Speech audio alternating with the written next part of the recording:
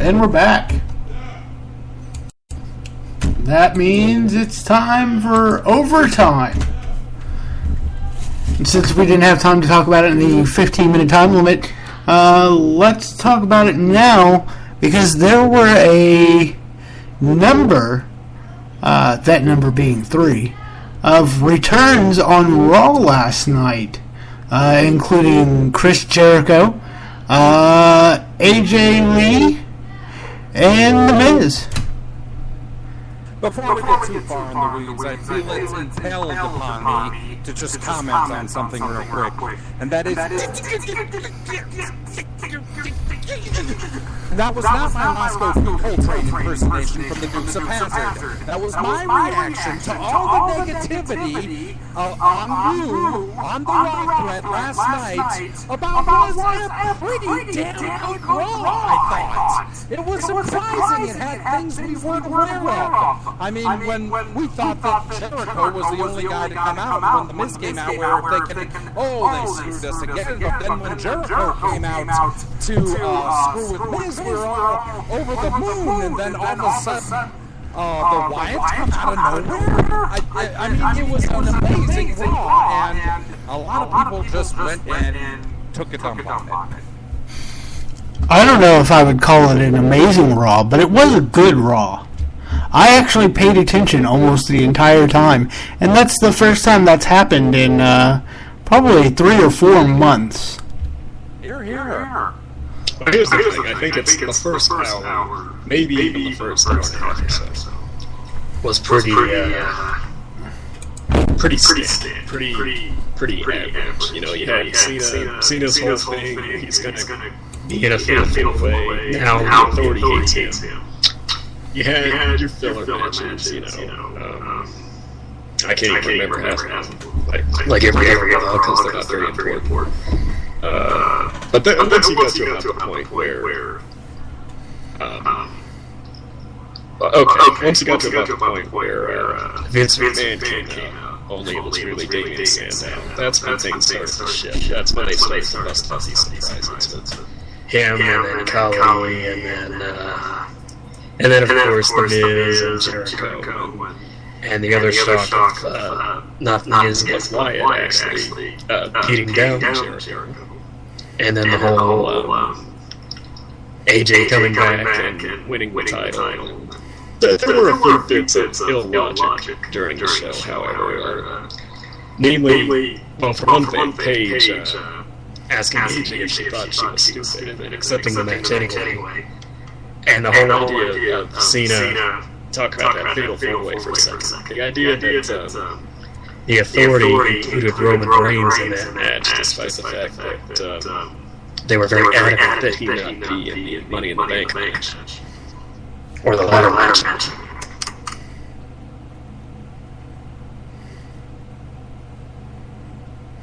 Which really, in that case, you kind of have to read between the lines, I guess, and say, you know, maybe they want Reigns and Cena to be enemies, maybe they want Kane and Orton to take them both off, maybe they want the odds stacked against Cena more in case, you know, make it better for Rollins if he decides to cash in. You know,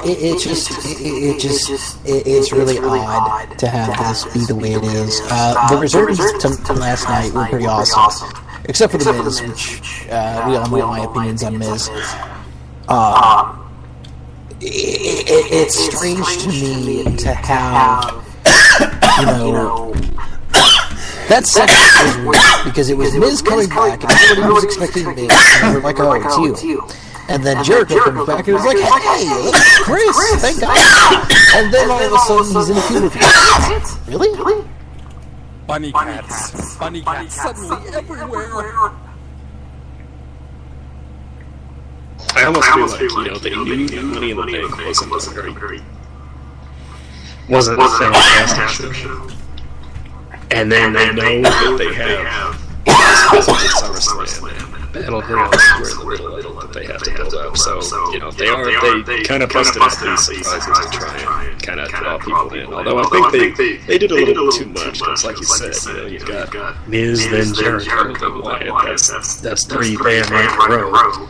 and it's a little bit, but it leaves you a little bit confused. And then you have the whole main event thing, and of course the money and the cash in tease at the end with Rollins. Which, by the way, I will give him credit for this. I had pretty much forgotten about Rollins by the end of Raw because of everything that kind of happened in that last half. Gotta pick up on one more thing. A bunch of people on Woo are semi-freaked that Jack Swaggy is getting a semi-face push as he's going up against Rusev now. Oh, right. That's actually... I'll give him credit for that, because that's actually a pretty interesting dynamic there. And Swaggy turns those characters. What else is he doing? Yeah, but people were actually chanting for him this time. Okay. Remember that happening. Okay, I don't care about any of that. Which we'll call Jack Swagger's shirt is the best merch this year. I didn't even see it, to be honest with you. It's just his hand, an outline of his hand. Like a chalk outline of his hand where he would put it over his heart. And Oh, nice. It's amazing. And like Zeb has one too, and it's in reverse, and it's in his hand size. So it's Jack Swagger's hand on your heart, and it just shows you where to go. It's Dirty Zeb a lefty? No, he's a righty, but you know, it would look stupid to put your left hand over your heart, wouldn't it? I'm just saying. I was actually going for a multiple tier joke there, but that's okay. And also, it was interesting because I got the post show, and there was an interview between Renee and Ambrose. Anybody else catch this? Oh yeah, that was fun. Yeah, I didn't see it. Apparently, I missed it as well. So basically, what happened was that Ambrose was interviewing Renee, and Renee was like, well, she's into Ambrose, and it's kind of obvious. And here's a little something else. The main takeaway was Dean saying, there are three things which are going to survive a nuclear explosion. There are Twinkies, there are cockroaches, and there are Ambroses. And it just got more and more John Moxley-ish from there. I was thinking, it was wonderful. He's back. Yep. It was wonderful. Yeah, that's all I got to add to that.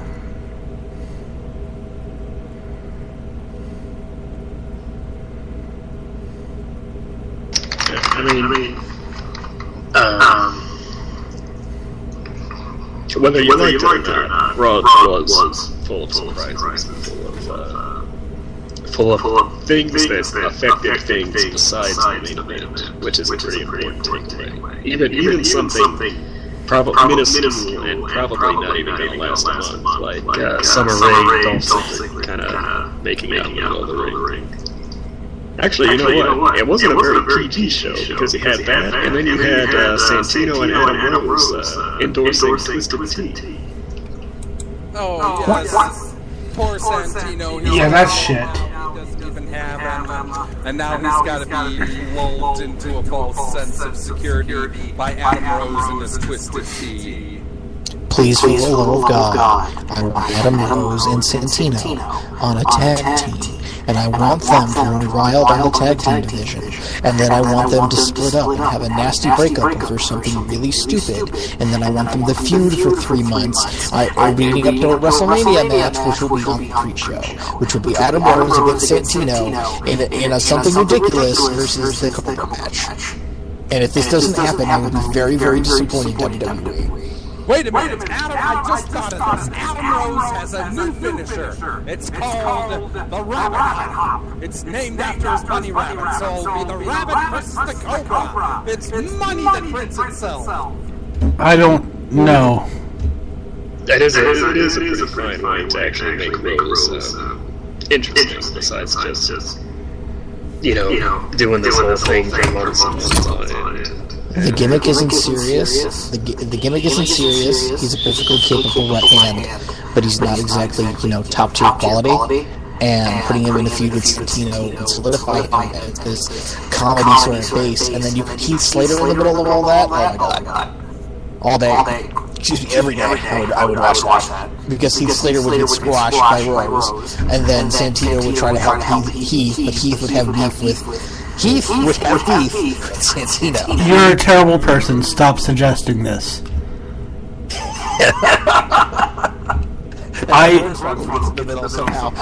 No, stop it. Can we just go get food now, please? I don't know if I'm going to be able to hold it down, but let's just go get food. It could be worse. Kelly could come back. Oh, for the love of fuck, stop it. Alexa, what's her name? Alexa kind of looks like Kelly. Oh, Jesus Christ. Alright, let's no, that's a new diva. No, NXT with the colored streak hair. I bet she has colored streaks elsewhere too. Dairy Queen drive-thru. Alright, let's go with the ratings. Hey, Manchester, who gets ratings this week? Very well. The ratings for this week, starting off with Impact Wrestling. TNA Impact scored a 0.9 cable rating. That is down 11% from last week's 1.01 cable rating. Moving on to SmackDown. WWE SmackDown scored a 2.0 or 2.02 cable rating, which is up 10% from last week's 1.84. It's the best number since the March 28th show recorded a score of 2.08. As for this past Monday Night Raw, Raw's episode drew a 4.33 million viewers and a 1.47 rating in the key 18 to 49 demographic. These numbers are up 7% from the 4.03 million and the 1.37 respectively. It's the highest viewership in a demo rating since the April 28th episode of Raw. The show's hours did 4.16 million, 4.35 million, and 4.49 million viewers respectively, which is a good sign because Raw has traditionally had problems maintaining their audience throughout the 3 hours. It is rare that they build from hour to hour. And with the birthdays in the DDS. Couldn't find my push-to-talk button for a second there. Here we go with the birthdays. Remember, if you hear a dead person's name in our birthday list, you just email us, tweet us, poke us on Facebook, Twitter, Tumblr. What do you do to people on Tumblr? I don't know what you do, but you do the thing and then just message us. Let us know. Send us an owl, Harry Potter style. Tell us who the dead people were. Maybe you'll win a t-shirt. So here we go. July 2nd, we have Bret Hart and Babyface Charles Robinson. On the 3rd, we have Shinya Hashimoto and Johnny Swinger. On the 4th, we have Sid Vicious and Barry Windham. On the 5th are Adam Cole, Jerry Saggs, and Tatsuhito Takiwa? Omega BR? Anyhow, no birthdays on the 6th. The 7th, we have the great Sasuke and Richard Steamboat Jr. On the 8th, we have Ultra Boy Luke. And that is it for the birthdays. Remember, if there's any dead people in there, yeah, just message us, let us know, and you might win a t-shirt.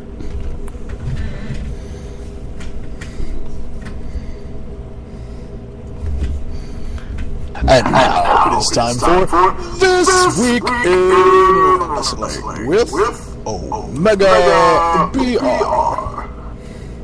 Yes, this week in wrestling history. Circa 1985, where Hercules Hernandez defeats Hector Guerrero for the Florida State Heavyweight title in Orlando, Florida. The title would be vacated less than a month later when Hernandez was fired for having a locker room fight with Wahoo McDaniel.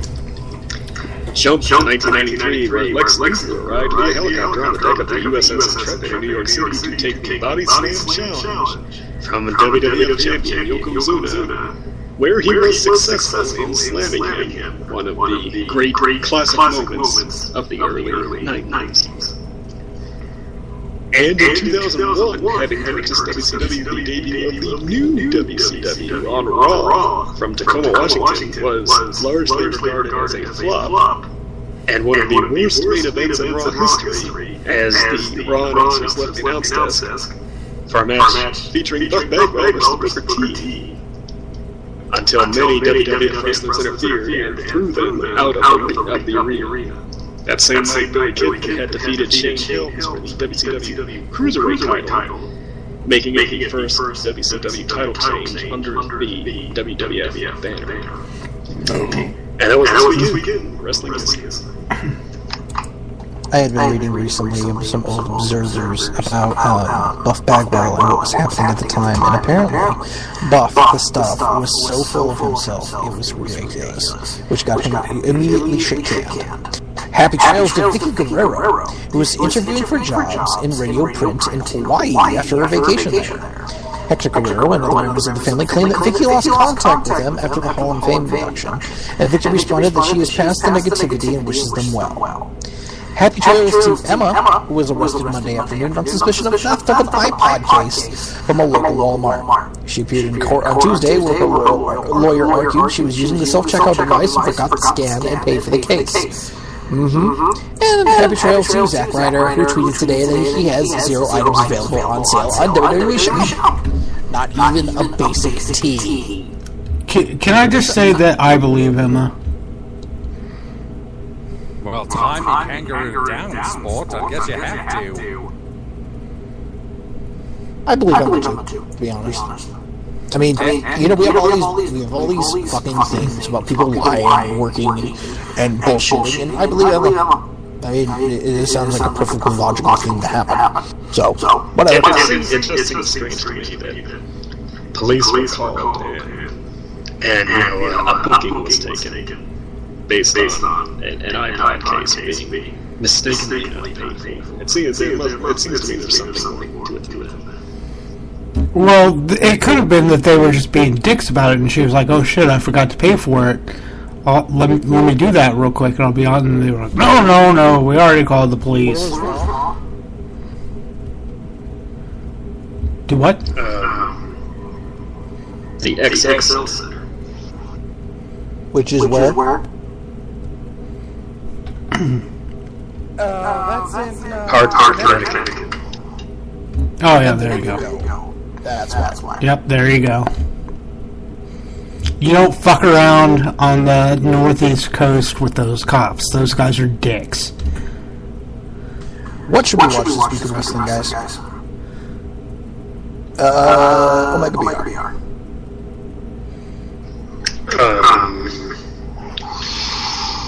Well, I guess you should. I tell you what, I'm gonna go the easy route. Go and find that WCW edition of Raw. It was the only time he ever did it, and like you said, Bagwell was going into that. That was the precursor to the invasion, and I think it was in mid 2001. I think June 2001. Okay, let's say what that was. That was Vince McMahon doing his impression of what WCW was, so he deliberately made it shitty, okay? It was actually, I'm looking it up now, it was actually July 2nd, 2001. And the top articles, even from WWE.com, which the headline reads, Raw is WCW, the most awkward match ever. Yeah, Vince wanted WCW buried, so there you go.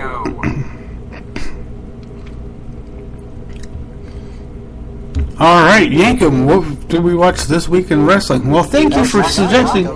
Actually, not Yankum, but breaking news. Shit. The Hartford Police Department issued the following statement in regarding to Emma's arrest. Quote, on June 30th, 2014, at approximately 1 p.m., Hartford police officers were contacted by Walmart Security Asset Protection officers regarding a potential larceny shoplifter. Based on the investigation by HPD, Tanel A. Dashwood, 25, of Australia in Lincoln Park, Florida, was arrested and charged with larceny in the 6th degree with referral to the Hartford Community Court.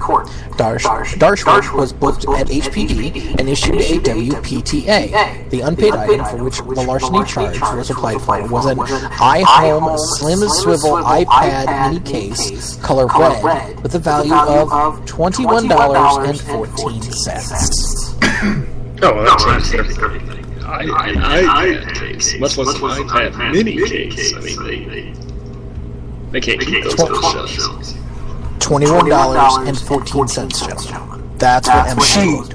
She was not stealing that. That doesn't make sense at all. Throw away the key. And also, one more. Hold on. I gotta play the noise again because this is a big deal.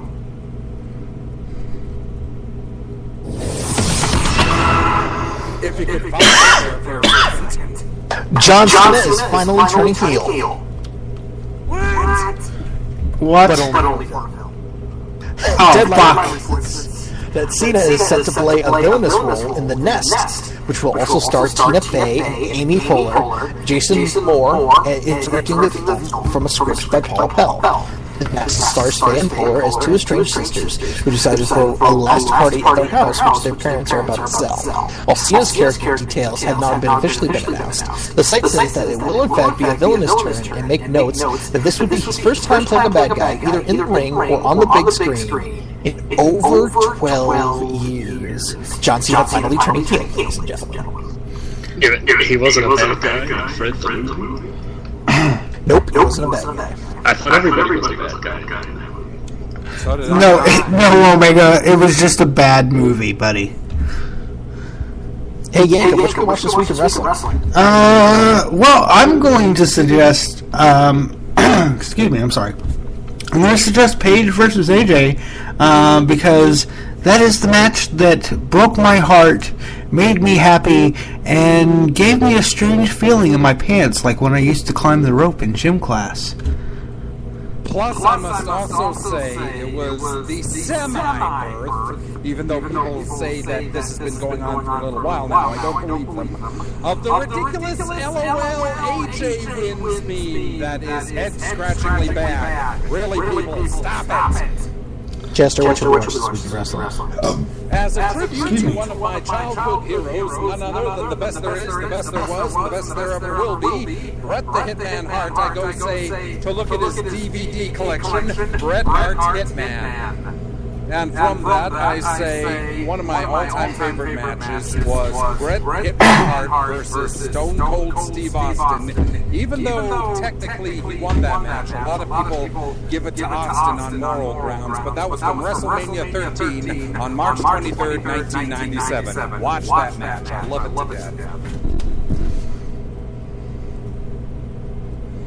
I am going to suggest Nobody cares. Booker T versus the Boogeyman from No Way Out 2006. Why? I think that Why? And I'm coming to get ya. because it's a great. No Way Out, you say? I think it was, wasn't it? It was WrestleMania.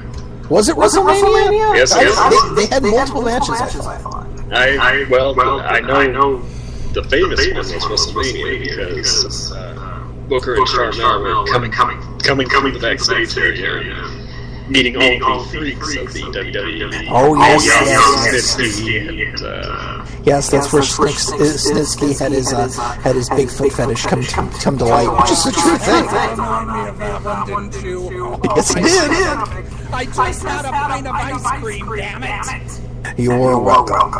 Okay, everyone. Thanks for listening. No new updates on Woo Radio, but coming up soon we will have Player Uno on the podcast.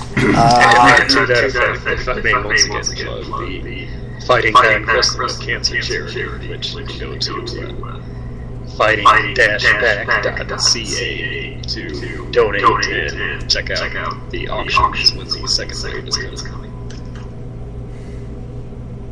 Alright, and you can check us out at smartstark.com or smartstark.com on YouTube, which is youtube.com/smartstark.